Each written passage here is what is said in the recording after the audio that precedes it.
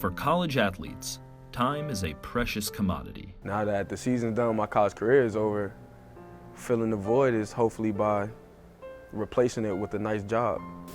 One of the most frustrating parts of being a college head coach is I'd like to sort of take care of my charges and my crew when they leave, but unfortunately, I really don't have the power or the clout. With a full schedule of basketball, there is little time to contemplate your future.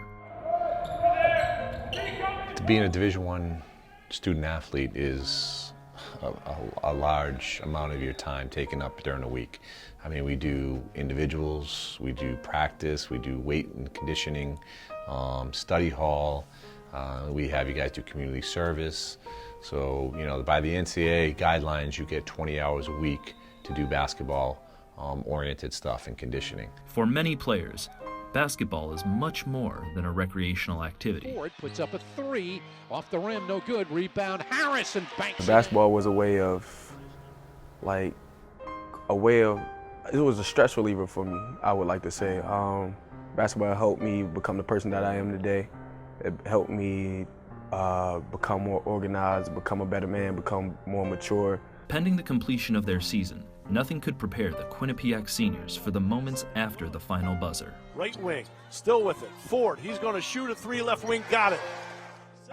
In having the finale or a culmination of something, whether it be someone's career, whether it be a season, is a pretty emotional and trying time. But sometimes in sports, the ending is heartbreaking. Still with it, still with it.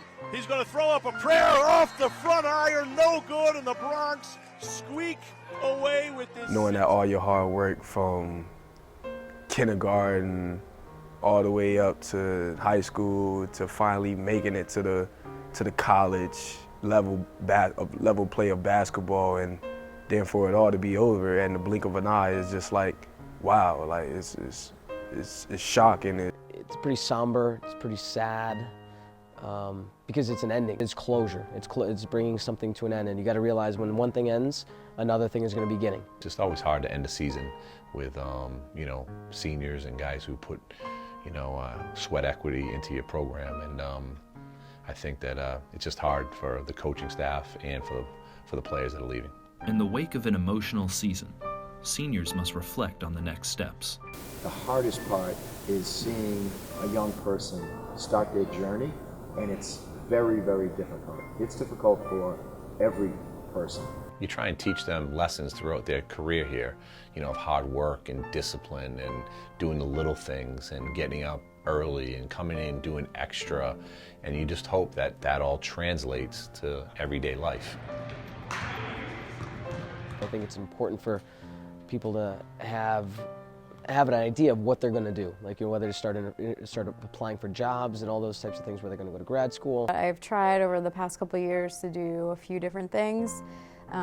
One year I really stressed like everyone needs to have their resume by a certain day, and I sent them to the career fair and I made them do certain things at the career fair. I think every college student wants to actually get out of the umbrella of college, you know, and even especially as athletes, we have to really think about that, and knowing that we have to go get a job now, and basketball was our job, and now it's looking into the future, going to the workforce, or maybe even playing basketball overseas. Well, we sit them down and find out at the end of the season. We always have coach has a you know, post-game meet and post-season meeting with each player, and finds out what their ambitions are. And if a kid says, "I want to play overseas, I'd like to continue basketball," then we say, "Okay, well then we got to start looking at some agents that will, you know, try and you know, take you on." For a majority of the players, Europe is usually the first option. When I got recruited here, I told our coaching staff that I wanted to continue my career with the game of basketball, and that was one of the key selling points, was that, yeah, we have a lot of opportunities here.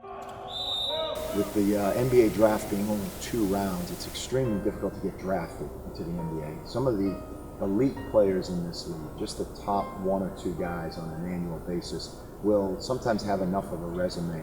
It's really on them to choose an agent they're comfortable with, or that their family's comfortable with, and to see what country they might be interested in trying to pursue.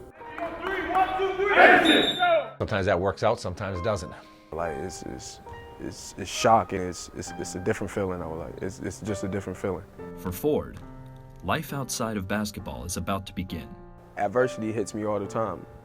If you're gonna let it sink in, you're gonna let it dwell on you, or you just gonna keep moving, keep pushing. However, Ford is about to enter a world where just 14% of college graduates find immediate work. But with graduation right around the corner, time is flying by too fast. For it all to be over in the blink of an eye is just like, wow. His basketball career may be over, but a new adventure awaits. It's exciting, it's scary, it's challenging. At the same time, if they're blessed with finding a calling and something grabs their soul, and a career path grabs their soul, then it becomes easy.